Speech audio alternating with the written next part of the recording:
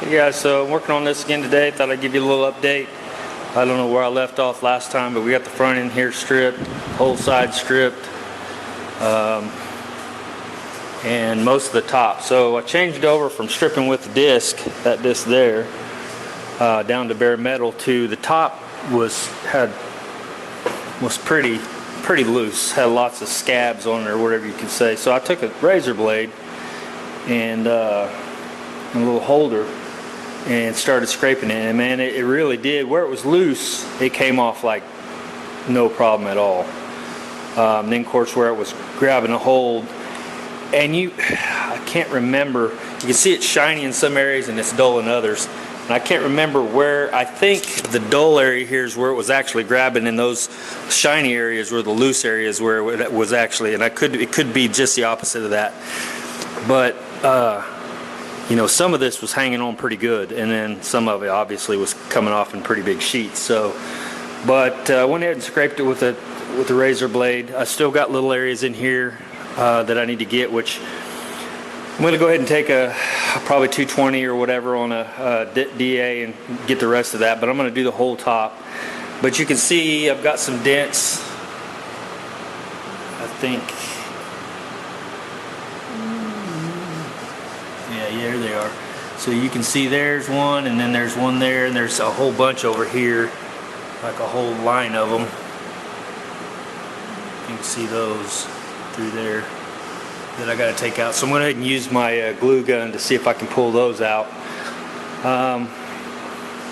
But for the most part, I'm pretty happy with that. It's not a whole lot of dents. So, but I'll work that and see if I can get those out. If I can't, then we'll do a little bit of body work on it. But that's not going to be much.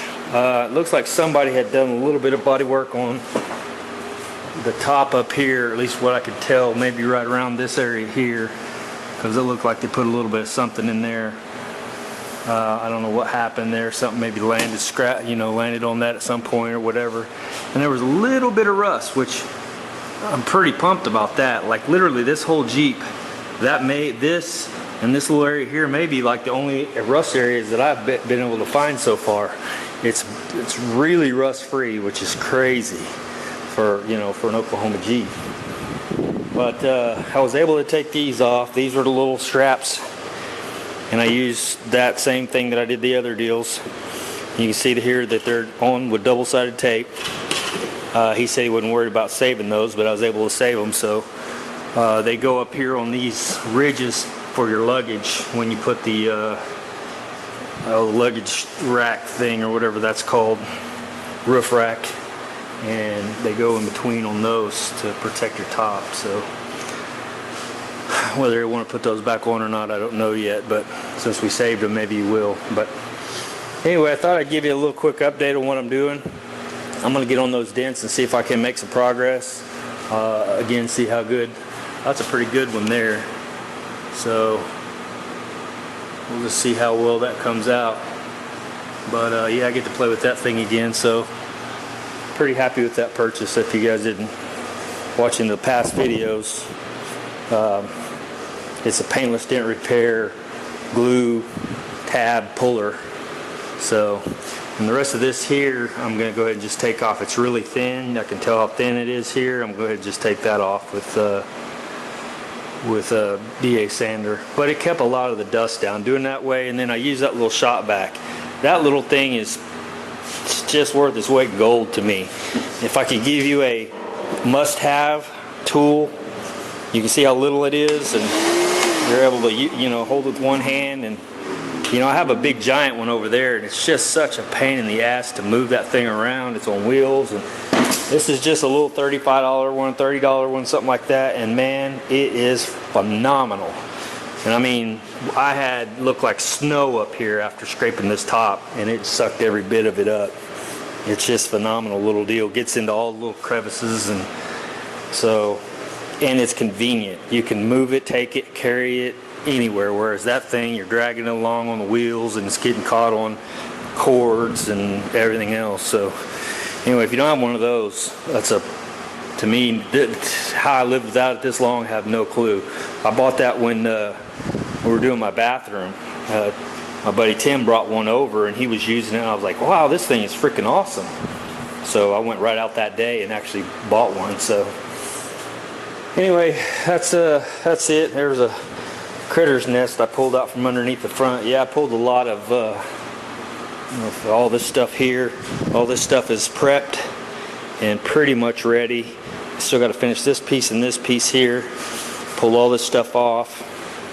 I need to pull the grill out and all that kind of stuff and these little pieces, but I still have to pull all the stuff off this side.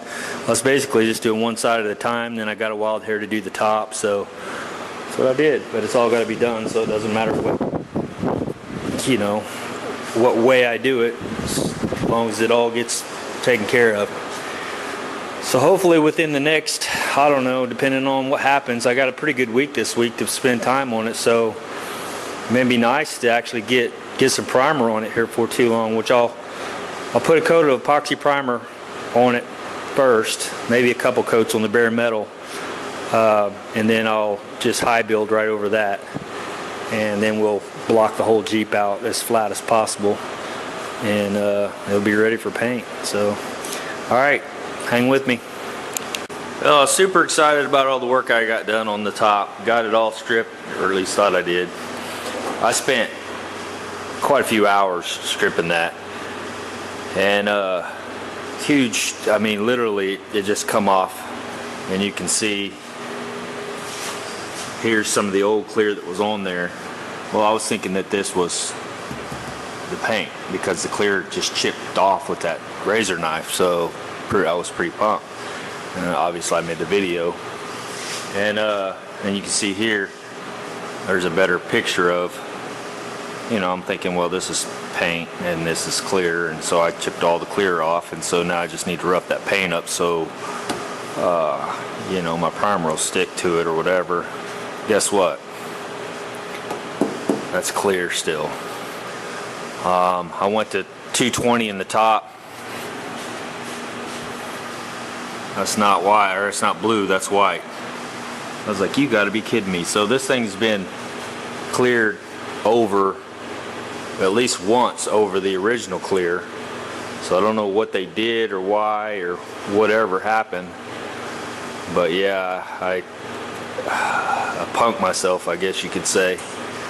I should have stripped it down like this to metal to begin with, and I would have been done. And now, you know, I've got at least one, maybe two coats of clear, more clear that I'd have to take off, so screw it. I'm just going to take that freaking disc right there and rip it to bare metal. I'm done messing with it.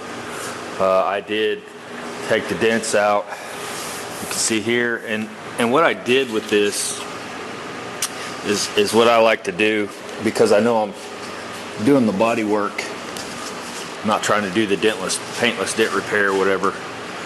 So what I do is over the dent, I'll run me a piece of sandpaper, and I'll find my outer high and then where the low is. Then I'll pull it up with my glue tab, and then I'll work it back out flat. So I'm using it as my, what would normally be my stud puller or whatever, but I'm using a glue puller instead, so it doesn't actually heat into that or cause a dimple or, you know, anything that I have to do like that. But sometimes they'll just pull out, and you don't have to, you know, bring it to metal. But I pulled this one up a little bit high, so I had to do a little bit of tapping back down, and then I used this to go ahead and flatten it out completely smooth, as you can see.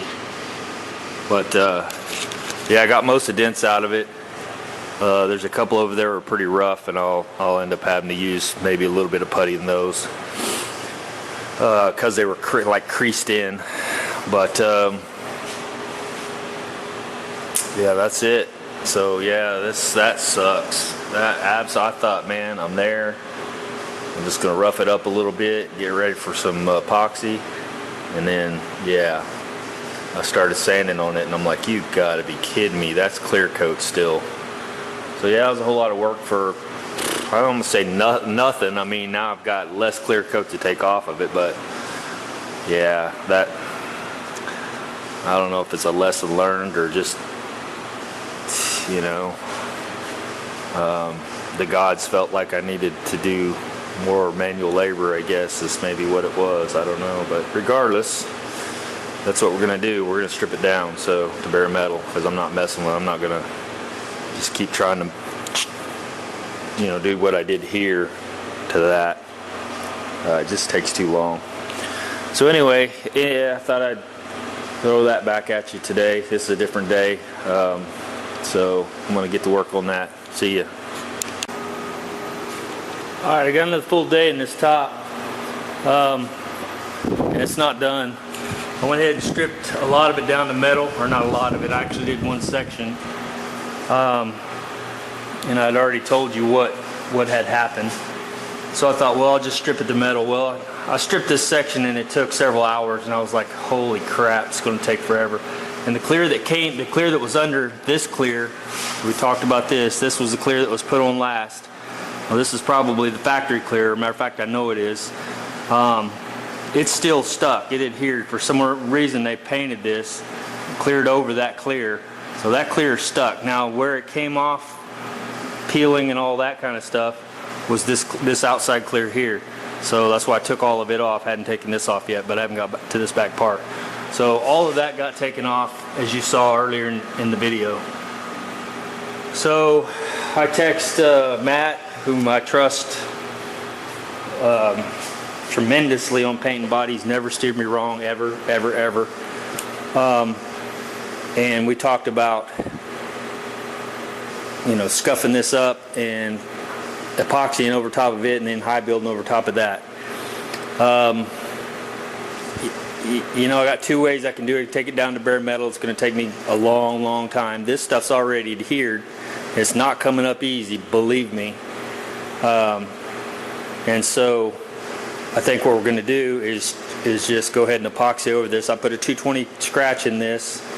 I'm going to epoxy right over top of all of it. And like I said, this stuff is not coming loose, so I'm not that worried about it. It was this stuff here that I still haven't taken off here that was coming loose. So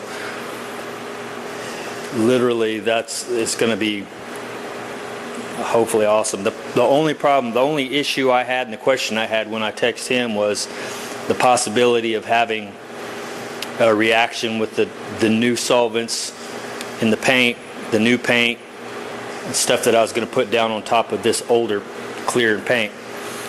Don't want any wrinkling and going on like that. And he said, you know, the thing is there's really no guarantees.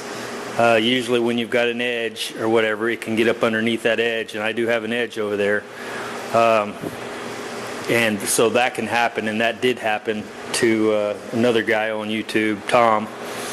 And so I don't want that to happen. So what I'm going to do is I'm going to seal all this with epoxy, and then I'm going to high build over top of that, and then hopefully that keeps that from being any kind of an issue.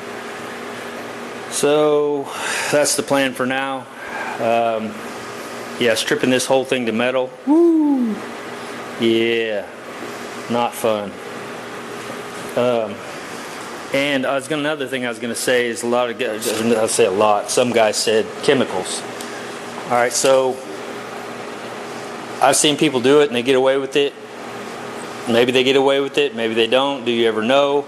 You know, 5-6 years, does it start bubbling, peeling? If you don't clean that chemical off, and it can run down into your channels, it can run down into here, you know, and then what happens? Your paint starts blistering. And I just don't like chemicals when it comes to like strippers and stuff like that. Now a lot of guys are going to go, man, it's not.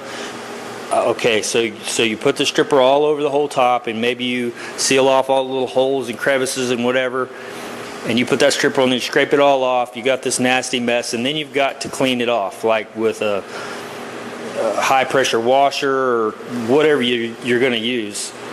Well, now you've got this bare metal that you've just run water all over. Now I've got bare metal all over there, water going to run down in that and the whole thing, and I'm not comfortable with it.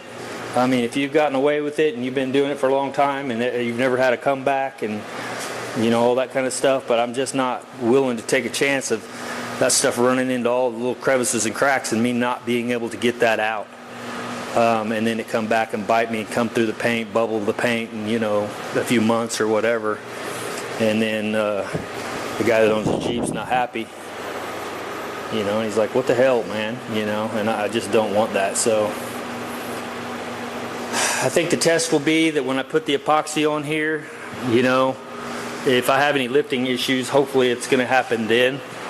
And if it doesn't, I can't imagine it will, because that epoxy will seal it. It's like almost like a rubber coating, if you will. And then I'm going to have high build on top of that. So even when the paint, in my mind, and I could be wrong, but when the paint, you've got solvents in the paint, and that's usually what tries to lift it. You put that paint down, it's going to stop at that epoxy, I would think, because it's after the 7-day window and it's cleared and the whole thing, it would hopefully be like a rubber liner over top the metal. That's what you're after, because you don't. That's what epoxy's for, is to seal the metal, to keep it from rusting. So that's why you go epoxy to bare metal, then use your filler over top of that. I know there's a lot of people say differently. They say just fill right on top of the metal, but I've talked to several people who said that they've actually stripped Bondo off a car that had been put on bare metal and there was rust underneath it, because Bondo's porous like a sponge. So if it got wet in any time during the process when they were doing their body work, and through, some people wet sand their primer, and if you put that directly on, you know, primer is porous as well unless you're using epoxy, so that's going to go right down to the metal. So that's what you end up getting. So my advice, and it's just all it is always bare metal or always epoxy your bare metal. It's just my opinion. It's worth whatever my opinion's worth. And then do your body work over top of that, and then your primer over top of that. That way you've got it sealed to the metal, and you've got a layer of protection, a barrier there. But again, back to the chemicals, man, I don't trust myself to be meticulous enough, and I'm pretty meticulous, but even still, mistakes are made. People miss stuff. So at least this way, it's dry. And I'm stripping it, and it's making a mess, and there's a cloud, and it sucks, and the whole thing. But I don't ever have to think, I wonder if that chemical got somewhere, or later on when you know, something happens, he brings it back, and there's a bubbly place or whatever. I don't have to think, shit, I missed a spot with that chemical, because that's just not even a factor. I know I didn't use a chemical on top of this, you know, like stripper or whatever. Yeah, that's what you get. This is it. So it's pretty reality. It's taken a long freaking time. I'm trying to do a good job, and yeah, stripping a whole Jeep mechanically is a lot of work. And so even with that disc over there, it takes a lot of time. I have to be real careful and move around a lot, because it does heat the metal a little bit, and you don't want that, especially on this top, because this top, any kind of roof is, you see that? I mean, it's just, it's not that strong. There's just thin sheet metal, and so you start heating that up and it warps the top up, then you're really screwed. So I got to keep that thing moving a lot, and so that's what I was doing, and it was just taking, like I said, it was taking a long time just to get it down to where it was right there. So that's just the way it's going to be on this one. Just going to have to keep doing what I'm doing. And that's pretty much it. So, alright guys, that's it for today. I said it's almost 5 o'clock, and I've had a full day on that top. Literally was out here this morning and started on this again. And so that's where I'm at. See you guys.